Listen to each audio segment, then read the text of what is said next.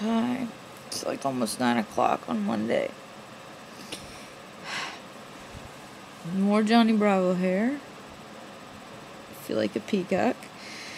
I still have a fever. I'm sure I'll do some weird coloring to this video, but my face is like as red as my t-shirt. It's like 103.5. I didn't hear back from the doctor today, which bummed me out since I'm waiting on calls from 3 different doctors. The ortho for a steroid injection for my back to hopefully break that cycle of the nerve pain, because it's nerve pain. It's actually called radiculitis, and it is ridiculous. But it's RAD, and it's not rad at all, but it's radial. That's where the root's from. Anyway, the radiculitis pain. I'm also, which I have to get insurance approval for first. I'm also waiting for insurance approval for a new injection called Lupron, which I don't know if it's IM or if it's sub-Q. I hope like hell it's sub-Q, because I think it's like once a month. And I know you can do testosterone now. Sub-Q, they've done some research and that it's just fine to do sublingually. You don't have to inject it into the muscle, though this is sort of a controversial idea. The Lupron is not testosterone. It's actually its actual purpose, picking at my keyboard, its actual purpose is to stop my ovaries from producing estrogen. It would have been the same drug they would have put me on, or they would put any young trans person on, sort of to stop puberty. It's one of the drugs they would have used, possibly, depending on the person, I guess. I'm going on it. It's also used, obviously, to induce menopause for some people. And the third use, which is sort of not an off-label use, but it's becoming a more common use, is to deal with endometriosis. Because basically, not only do I hate estrogen as the hormone, as far as gender and what it's done to my body, the estrogen also makes me very, very, very ill. And as long as the ovaries have that estrogen, you know, the weeds are going to be there, and, you know, it causes pain. This is what's going to kill the weeds. So, it's, you know, it's a temporary solution, for a full histo, which tentatively, I guess I'm going to plan to do November, December. I should have done it this winter break. It just did not happen, and that really, really sucks now. I had no idea at the time how bad that really was, but now I know. I've been, like, physically ill nonstop for 6 weeks because of it. And most trans guys get flipped out when they get their period for a week. Try 6 weeks. And I know that I have at least 1 cyst on one of my ovaries, if not 2. I just don't care to go get imaging and get that proven to me, because I know what they feel like, and really don't like the way they have to do the imaging to tell you that. They can mildly confirm it by doing, yeah. They can mildly confirm it, but the only real way to confirm it is to do an ultrasound. And if you have had an ultrasound on that area of your body, you know how incredibly comfortable it is. If you haven't, maybe think about how an ultrasound is done, and know they don't stick it on your stomach. It's horrible, and I've had several done, and my goal is to never have another one done. Horrible. I'm sorry to anybody who didn't want to hear about female things. I'm sorry if that makes you dysphoric. It makes me dysphoric as well. We can be dysphoric together. Yeah, so I thought it was going to get better, and it hasn't. So that's 2 doctors I've talked about. The third doctor, actually I heard back from my Lyme doctor, because I'm waiting on a prescription.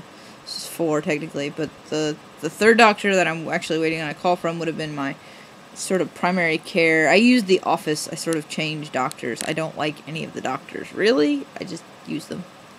Because I can get in quick in an emergency. That I saw on Friday, they had blood work drawn, which I hadn't had blood work drawn in probably 4 or 6 weeks, because I'm supposed to be going on DHEA the last time we did all my Lyme tests, which we do every 4 to 6 weeks.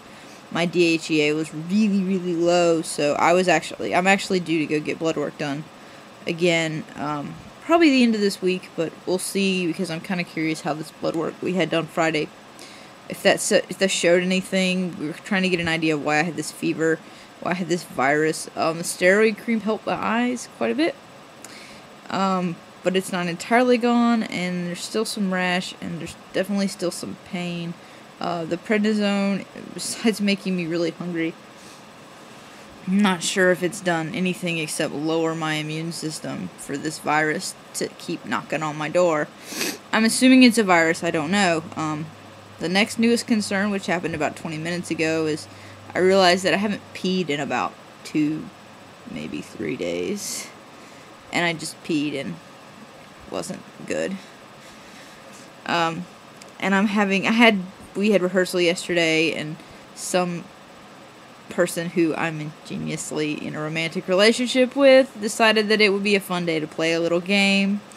A little game that I can't avoid not playing, because even though we take a sleep number bed to rehearsal, taking me to rehearsal and telling me to sit still or lay on the bed is like taking an alcoholic to a bar and asking them to hold your drink, but they're not allowed to drink it.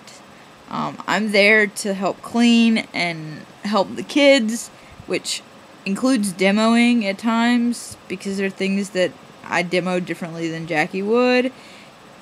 And this little game was far more excessive than what any kind of demoing would do.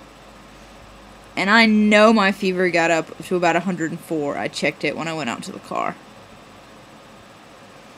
And so I woke up this morning incredibly sore, which makes me feel really stupid, because I didn't do a whole hell of a lot in the game, but with the fever already existing, I did too much.